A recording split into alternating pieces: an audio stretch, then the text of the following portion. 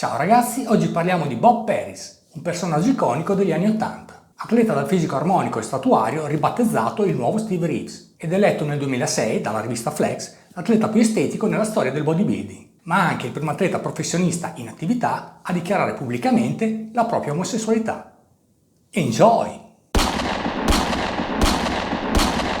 Robert Clark Paris nasce il 14 dicembre 1959 a Columbus, nell'Indiana.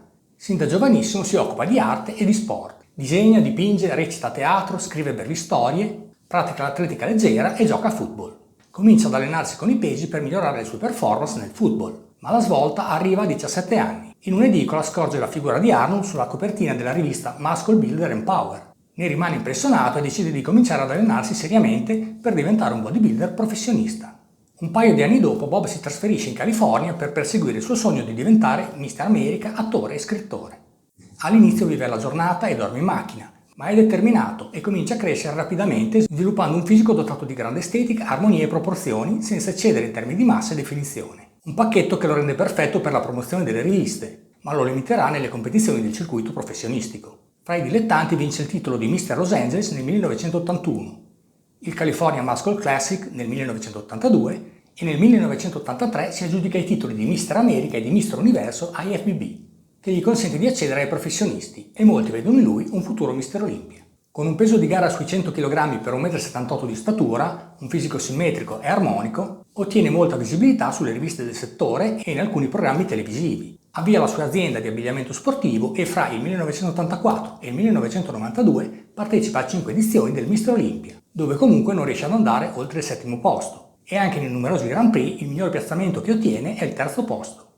Di fatto i tempi di Reeves e Zane erano finiti e la scena del bodybuilding era sempre più orientata a premiare massa muscolare e definizione esasperate.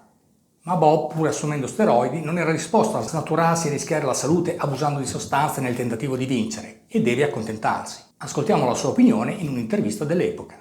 Il mio punto di vista è che oggi lo sport ha un grosso problema.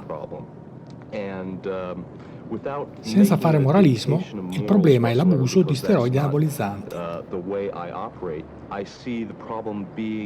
È così diffuso ed evidente che allontana la gente comune da questo sport. It's becoming less and less desirable for the average Joe on the street to want to have anything to do with. Sembra che l'estetica e la bellezza del fisico non sia tenuta in nessuna considerazione. Nel 1989 Paris si sposa con Rod Jackson, bodybuilder e modello di Prairie Girl, e fa coming out in un'intervista sulla rivista Ironman, primo atleta professionista in attività a dichiararsi pubblicamente gay. I due appariranno in alcuni show televisivi.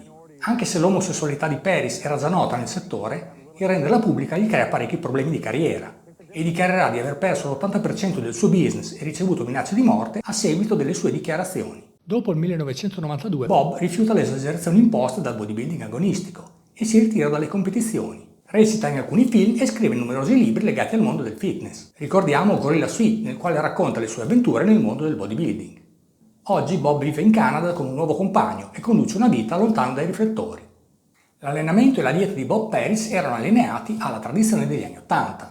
Si allenava utilizzando una semplice routine push-pull legs che lo vedeva impegnato 3 giorni consecutivi, mentre il 4° giorno riposava. Eseguiva un volume di lavoro medio con circa 15 serie per gruppo muscolare, suddivise in 3-4 esercizi con ripetizioni fra le 6 e le 15, ed enfatizzava l'importanza di isolare e sentire lavorare il muscolo durante gli esercizi piuttosto che concentrarsi solo sul carico usato. Una tipica routine per i bicipiti prevedeva 3-4 serie di 3 esercizi tipo curl alla panca squat con bilanciere, Ain't nobody know what I've been through.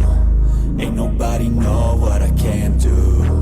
I'm ready to go into battle. I'll put on a show, razzle dazzle. curl con manubri da seduto su panca inclinata, Take off, never gonna stop till I'm chilling at the top. Yeah. No, I'm about to take off. Never gonna stop till I'm chilling at the top. Yeah. So get out my way, I'm here to stay. You can try it. curl ai cavi.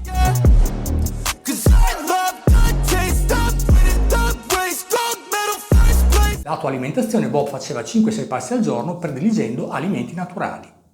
Riassumendo, la storia di Bob Paris ci mostra da un lato la potenza che possono avere i sogni nel motivare e spingere ad ottenere il massimo anche a fronte di infinite difficoltà, D'altro canto scopriamo che, come riassunto nel suo libro Gorilla Suite, può essere triste investire energia ed anni della propria vita per raggiungere un obiettivo e una volta arrivati alla cima, scoprire che abbiamo scalato la montagna sbagliata. Ciao, alla prossima!